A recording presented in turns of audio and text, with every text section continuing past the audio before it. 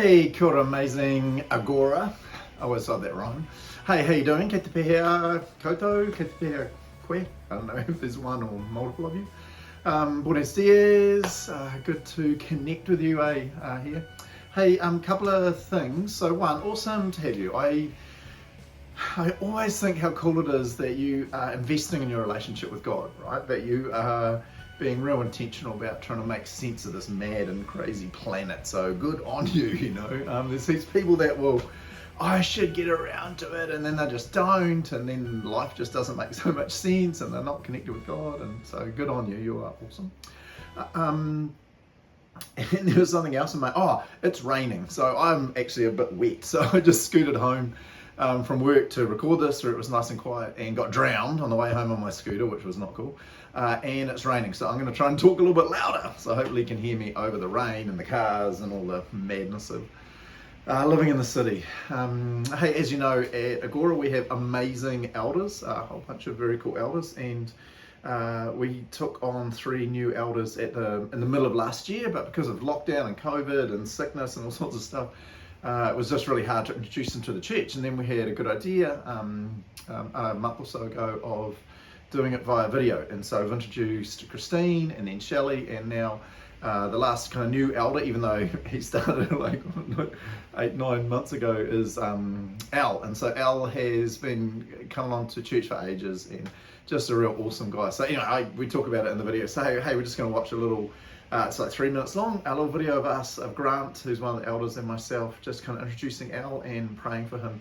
And then we'll get into the sermon for this week. So let's, watch that little video real quick. Cool.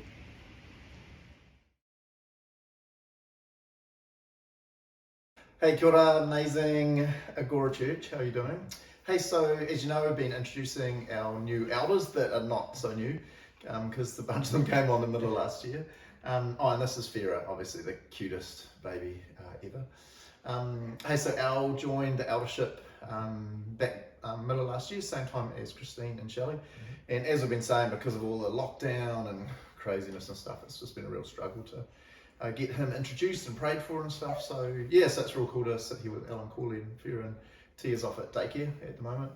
I don't know, I was thinking this morning, like we've talked about some aspects of the eldership as the shepherding part, and some aspects of the eldership as that kind of oversight, direction of the church, and kind of spiritually checking things and all stuff. And I was thinking how, just blessed we are as a church to have Al on, because I think he does all of that super well. So Al runs kind of a secret men's group on the side, that guys that go there just talk about how amazingly caring and insightful Al is. Al and Corley run a life group, and then Al obviously on eldership and looks over the finances and does a whole pile of stuff. So yes, as a church we're just super blessed to have Al and Corley. I mean, Al as the elder, but like I've said, it's always a team thing, right? So Al's like the official one, and Corley's like almost like a default elder. So Farah's not a default elder or anything, but I don't know, anything else we should say introducing them, Grant? Or? No, it's cool. It's just really awesome to have Al on eldership. His contribution's been awesome. Yeah, super cool. Yeah. Cool. And nothing you guys want to say? Anything? Oh, we're just really happy to be part of it. I think it's good like this. I feel it's kind of what we're called to at the moment, so it's nice. Nice serving where you're supposed to be serving. Yeah. Yeah, that's the key, Finding out where is that place that God wants you to be, and then jumping in. Yeah, that's cool. Awesome. Cool. Hey, so Grant's going to pray for... I'll pray. Heavenly Father, we are just so thankful for Al and Corley. Thank you for their desire to serve you in this way with Al on the eldership. Thank you for the wisdom that Al brings to eldership. Just the insight that he has, and his love and care for the church, Lord, and for the people. So we thank you for him. We also pray for Al, for the juggling of family life and business and eldership, that he will be able to balance that well. And just we're really led by you in terms of his wisdom and guidance that he brings to the direction for the church. So we really ask your hand over this family, Lord. May you bless them, guide them and lead them, Lord, as they seek to serve you in this way. In Christ's name. Amen. Cool. Ka kite anoo. Awesome. I personally love Al. So Al comes into the cafe almost every day, even though he lives like almost on the other side of the city, to get coffee. Often brings in his beautiful daughter, or one of his daughters, Tia. So it's cool to see her, just to support the cafe, which is so cool. He's just a legend, and super wise, like we said. Yeah, he's the man. I love all the elders. Al's very cool. Hey, so we're carrying on through the book of Acts in the sermon today, and as you know, we're kind of doing a bit of a reading plan as we go through it as well, so hopefully you've been able to keep up with that. Again, if you are not even in Hamilton and you can't pop into the cafe and grab one of the little bookmarks we made that we gave out at church, then you could always flick me an email, craig@agorachurch.nz, and I could just shoot you an email so you can kind of be reading along with the rest of the church, which is super cool. Hey, so I'm going to start with a little bit of a story. So Joseph and I, as you know, lived in America for a whole bunch of years, and I ended up being a youth pastor in a church in Denver, Colorado, called Smoky Hill Baptist, of all places, for 3 years, and it was a real cool time, right? Real cool time. But during that time, a massive thing happened that kind of changed me, that I want to talk about. So I was doing my master's degree at the time, and I was working 20 hours a week in the IT department at the university I was studying at. And on top of that, I had to do 20 hours of like ministry a week, which is where I was being the youth pastor at the church. And so I ran some stuff on Sunday and would preach at the church and ran the youth group. And so it was real cool, good times, and really enjoyed it. But it was a very stressful time because you're working 20 hours a week, doing full-time masters and doing the youth group, and life was pretty crazy. And something happened that kind of changed things, a perspective for me quite a bit. One of the young guys, we won't say his name, obviously. I was like thinking of saying his name. No. One of the young guys, awesome young guy, coolest family ever. He was mixed up with the wrong crowd, as happens, and they decided just for a joke to go and rob a store.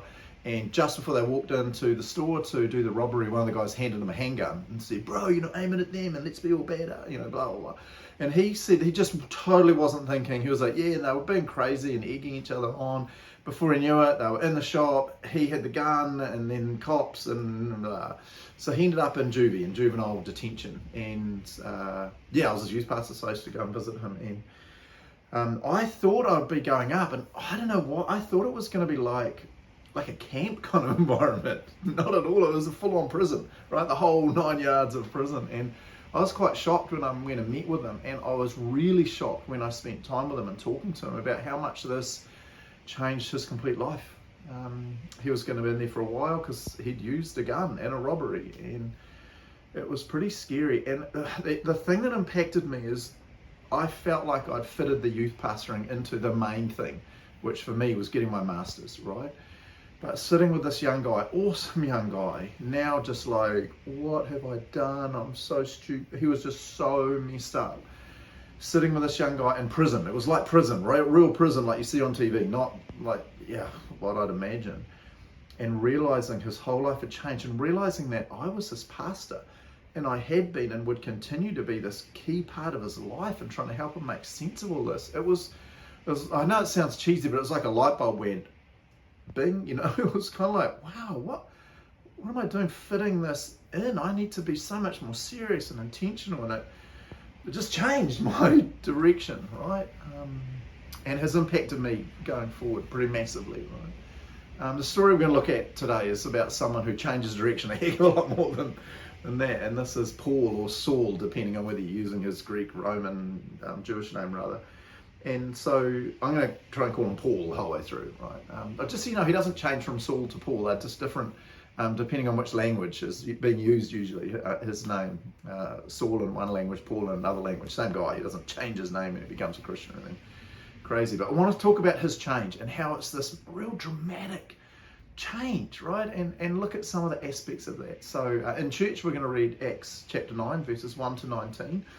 So you might want to pause the video and just read through that. I'm going to read a few bits and pieces of it as we go through, but that will give you some good kind of context about where we're going, So,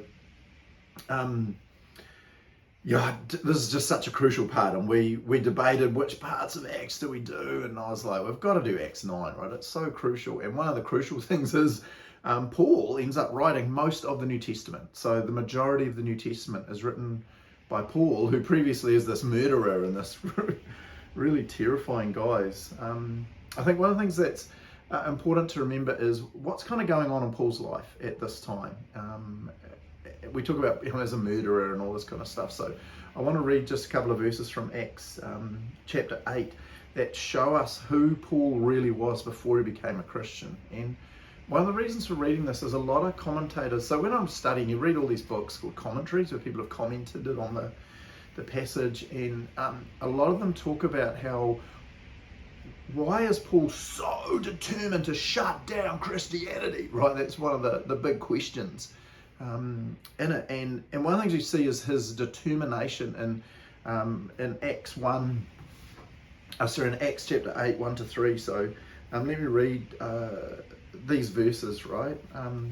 So this is straight after, it's after the stoning of Stephen, which I'll refer to in a second.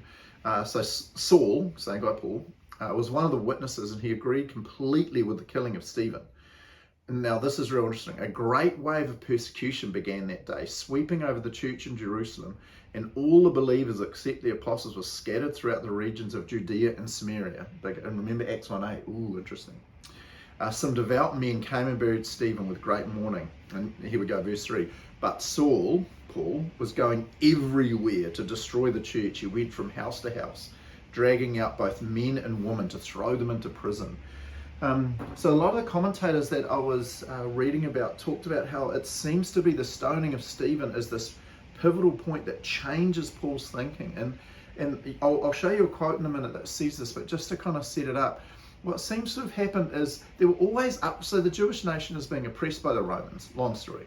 And there's always different people who rise up and want to fight the Romans and all sorts of crazy stuff going on. And it really seems like a lot of the Jewish leaders, they've killed Jesus, and now the Christians are kind of getting going and doing stuff. And it feels like a lot of the Jewish leaders, Paul being a part of this, right? I feel like it'll just peter out. Just leave it. It'll peter out. Don't worry about it. But when he hears Stephen's a little sermonette in Acts, and then when he sees the way he dies, now if you haven't read it lately, I'd really encourage you to go back and read it, because it's really interesting, his speech. But the way he dies, it's like, I want to use the word freaky, it's kind of incredible. And Saul's there, right? And so what a lot of commentators think is Saul suddenly goes, this is not some fly-by-night little uprising thing. There's something to this, and if we don't stamp it out, it is going to really mess with Judaism, right? So here's a quote that explains this really well. Stephen's brilliant analysis of the irreconcilable differences between Orthodox Judaism and the faith of the Nazarenes, Christians, right, in his speech before the Sanhedrin, Jewish leaders, had finally made it clear to Paul that the teaching was no innocuous delusion which had possessed a handful of simple Galilean fishermen and their supporters, inducing them to believe that the mad carpenter of Nazareth had been the Messiah. So there's a bit more of the quote coming, saying Paul suddenly is realizing this is not just, I love that line in there, innocuous delusion that had possessed a handful of Galilean fishermen. He's suddenly going, this is something significant. And here's the rest of the quote. On the contrary, this was a blasphemous heresy which threatened to undermine the authority of the temple and the law, which perverted the scriptures, which was leading gullible people astray, and this is the key, and which therefore must be stamped out. And so Paul, he then goes on this murderous rampage, Judea, Samaria, to stamp out this, what he would see as this uprising against Judaism. So I wanted to ask this question. This is a bit of a full-on question. So in church we'll pause and people will break into little groups and discuss it, and then we'll discuss it. So if this question, if you want to talk about it, let me know, right? And you could get hold of me. More than happy to chat about it, or talk about it over email. We can meet up for a coffee or whatever. This is kind of my core question. How do we know we're not a bunch of deluded Galilean fisher people? Which is what Paul thought they were. How do we know that we're right? And so here's the questions we'll talk about in church. And you might want to pause the video if you're watching this with a group of people. I'd strongly encourage you, just pause it and have a chat about these questions. What makes you believe Christianity is the correct way of salvation? What are some of the factors that strengthen your faith? I think those are really good questions to ask, right? How do you know you're right? I don't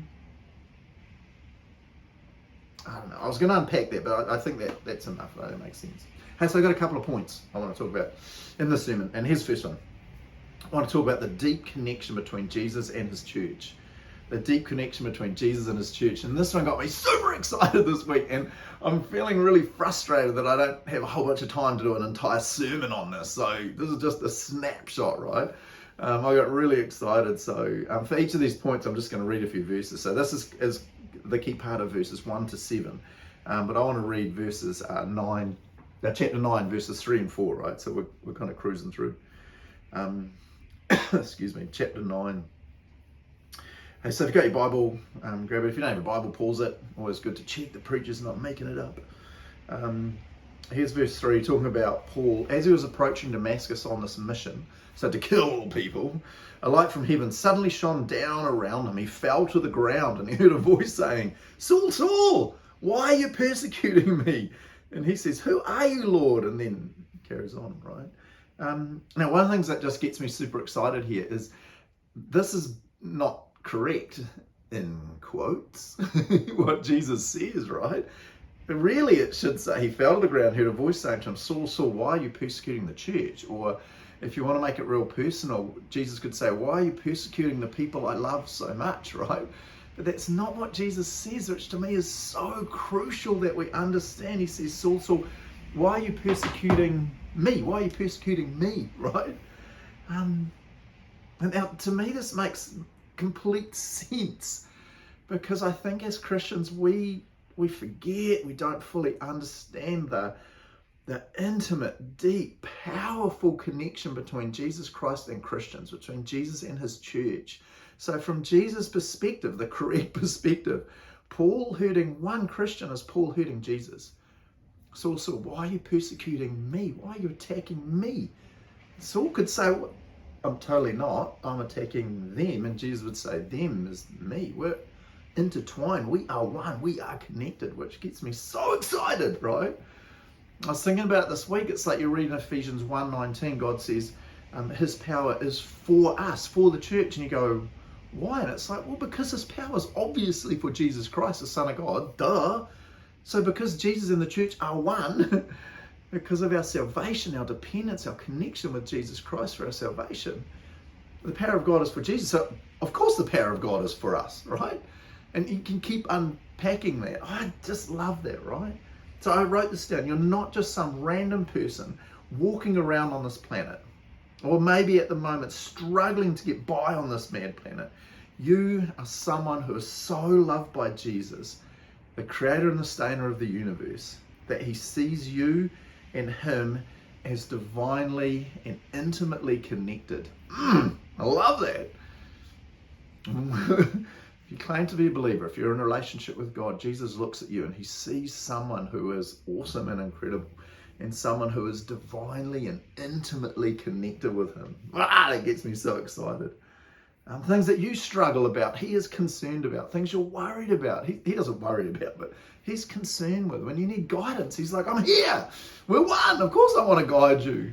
When you need empowerment, he's like, let's go. I just love that. I just call out to you as a pastor, elder, friend, whatever you want to call me. Man, don't try and do this life on your own. Someone way more powerful, way greater than you is intimately and divinely connected with you. If you're a Christian, that's always the if. And he was willing to die to establish that connection. So he desperately wants to journey with you, empower you, guide you, strengthen you, help this life makes sense. I just love that. Okay, this is a super cheesy illustration, but I thought it works, right? So judge me if you want. I am very manly. I won't flex because it would just shock you. And so I do all the vacuuming at home, right? And the other day, this is a lame story. I'm blaming COVID because a lot of people have talked about COVID brain, like your brain's a little bit slower. The other day I was doing the vacuuming and it's got the vacuum cleaner out, set up, plugged into the wall and turned it on the vacuum, nothing. I was like, oh my gosh. Now, I'm not a vacuum cleaner expert, and I was like, I bet you, because I've been doing it for ages, I was like, I haven't changed the bag for like months. And I thought maybe there's like a sensor on the bag that when it gets too full, it won't turn on.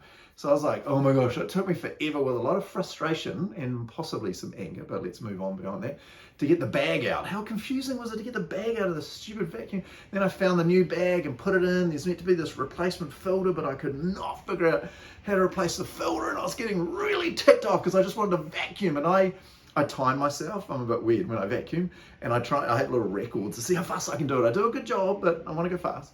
And I was like, this is going to ruin my time, and it was all crazy. Anyway. So finally got it all back together, clicked, bags in, everyone's happy. Still nothing, and I was like, oh my gosh, this is so, and I was feeling so frustrated. I was like, maybe it's died. Oh, and I was just feeling ticked. And then I went over to the wall, not turned on. And I was like, what? So that's why I'm blaming, but the bag got emptied, so it was good at the end. Okay, so here's my question, right? I wonder if some of us are like that in our relationship with God. We're connected with him for sure, but it's like the relationship is not turned on. There is no power flowing through us. We look at ourselves and we wonder why we don't experience who God is. And he looks at us and goes, the connection is real, but you're not living in relationship with me, so there is no power. Call out to you real seriously and say, are you experiencing God in your life? Paul says it in Ephesians 3 that he prays that we would understand and experience the love of God in our life. Paul talks again and again about experiencing the power of God in our life. If you're not, but you claim to be connected with God, there's something wrong. There's something missing in your life.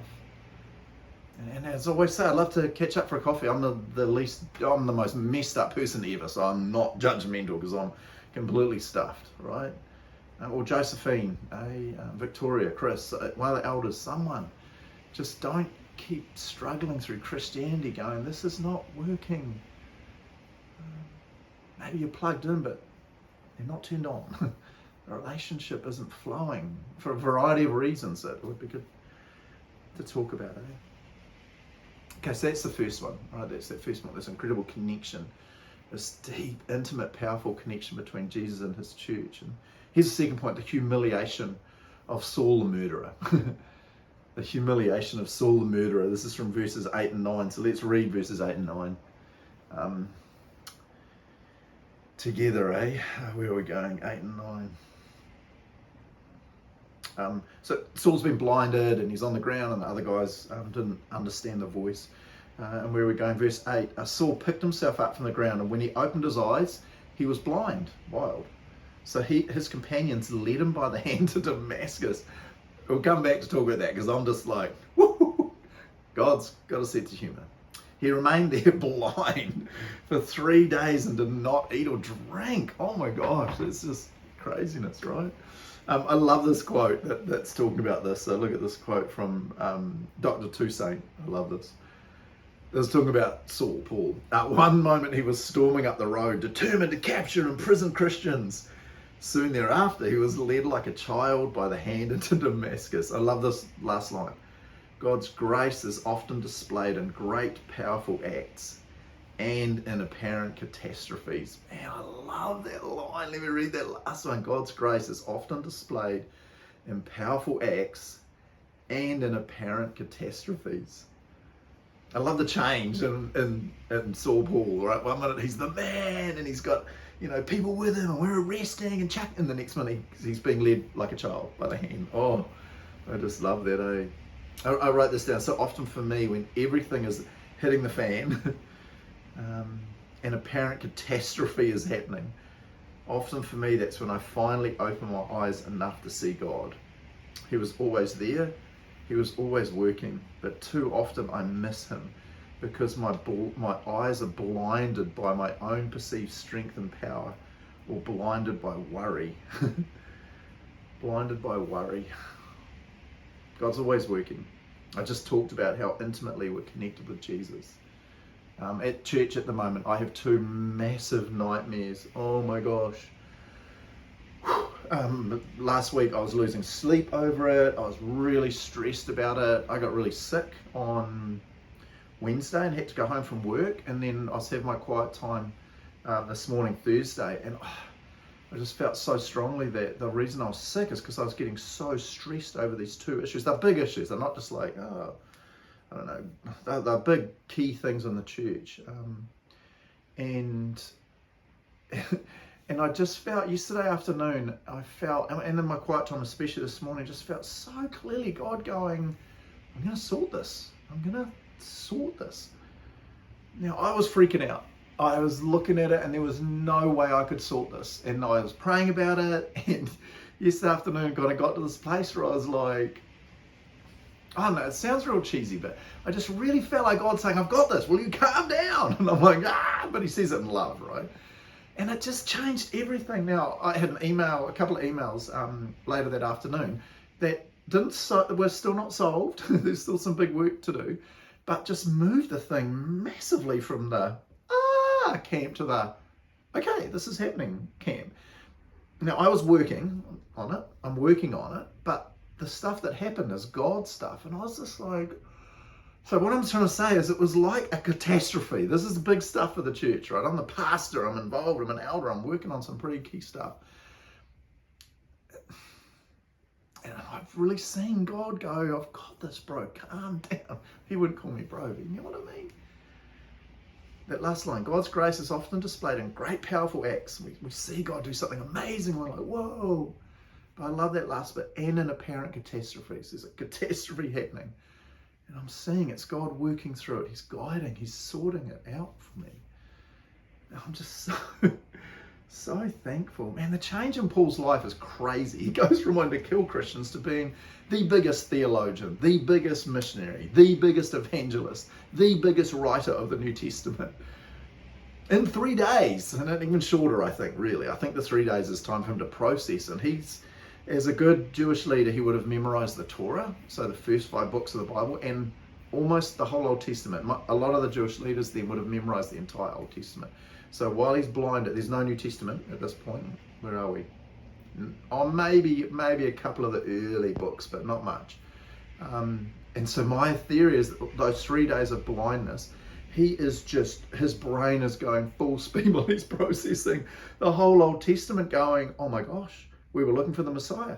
Jesus just spoke to me. He's the Messiah. But that verse, this verse, and I'm just like, and then Ananias comes and prays that we're going to talk about in a minute. And it's like, Paul, like if anyone ever did a giant 180, he literally goes from killing Christians to, Christians. I just love it, It's amazing. Amazing. What about you, What about you?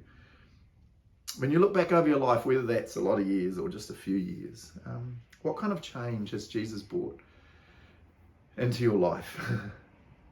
And a key question, I think, is now, what changes is Jesus bringing into your life? What changes is Jesus continuing to bring into your life?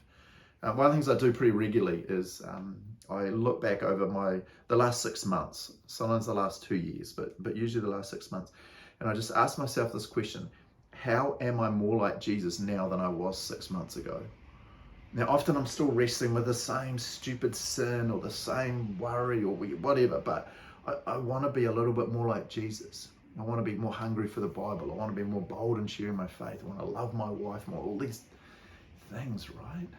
What about you, over the last 6 months? How have you become more like Jesus? If you look back 2 years, are you more like Jesus now than you were then? Because we should always be changing and growing in our relationship as we read the Word and pray and worship. I love this verse from 2 Corinthians. This to me is a real powerful verse. Verse 18, 2 Corinthians 3, verse 18. So all of us who've had that veil removed can see and reflect the glory of the Lord. I love that phrase. And the Lord, who is the Spirit, makes us more and more like him as we are changed into his glorious image. And that, to me, is happening now, more and more, more and more, more and more. We should be always being changed to become more like Jesus, more like Jesus, more like Jesus. I love that. And you see this massive change in Paul. Okay, so we've talked about this deep connection between Jesus and the church. We've talked about this humiliation of Paul and the change. And here's my last point. This to me is a hilarious one. The fearful obedience of Ananias. The fearful obedience of Ananias. To me, this is I find a lot of funny bits in the Bible, and to me this is one of the real funny ones. So we're going to read verses 13 and 14.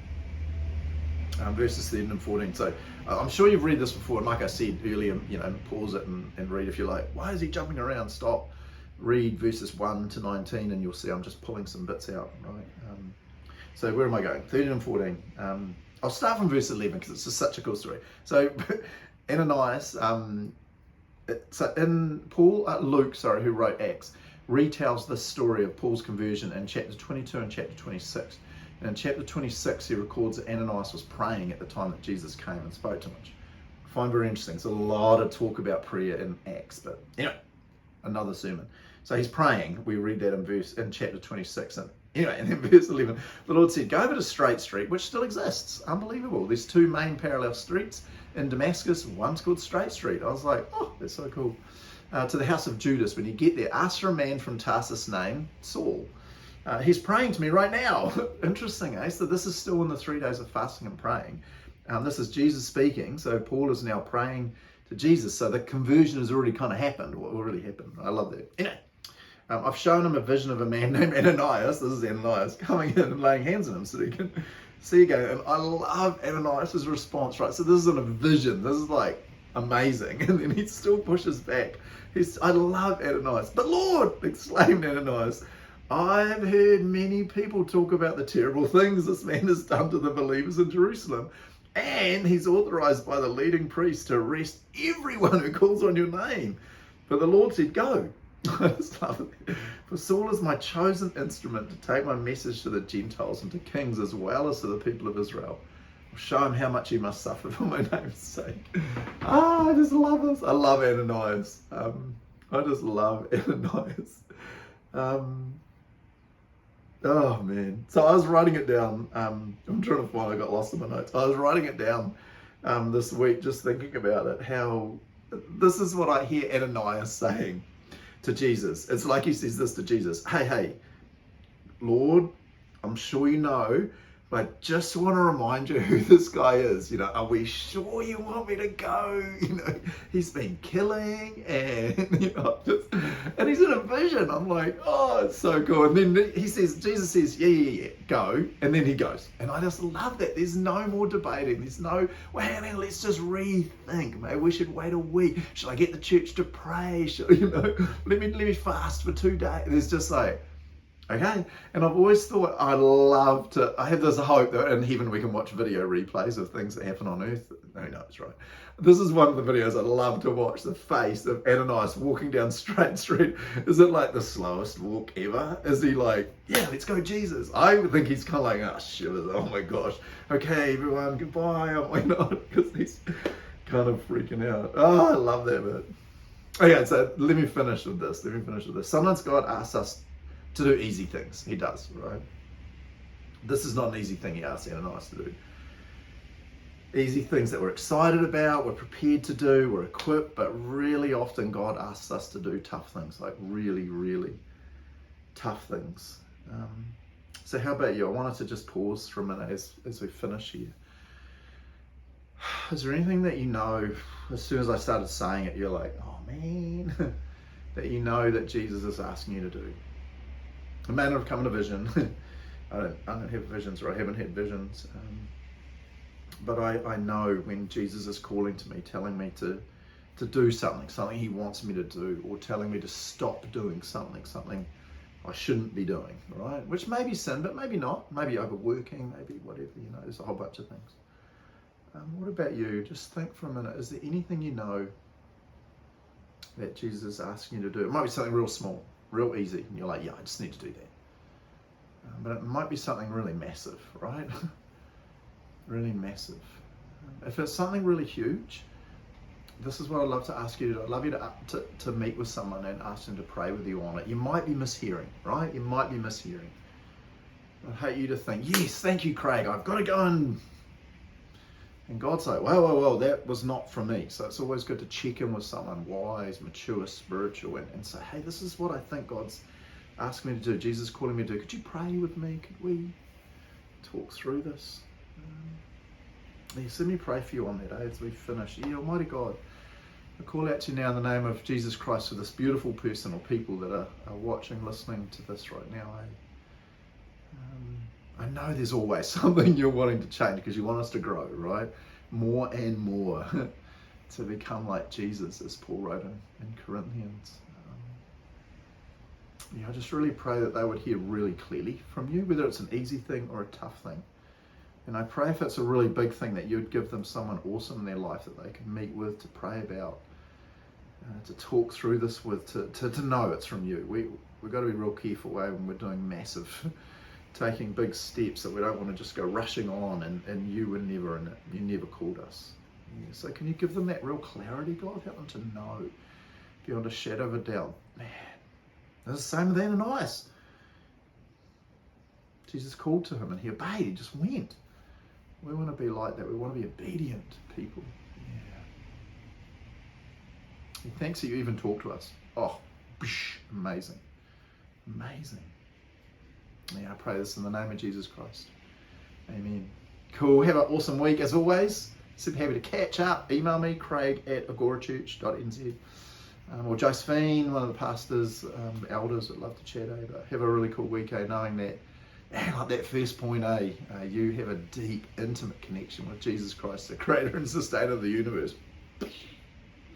Ka kite anoo.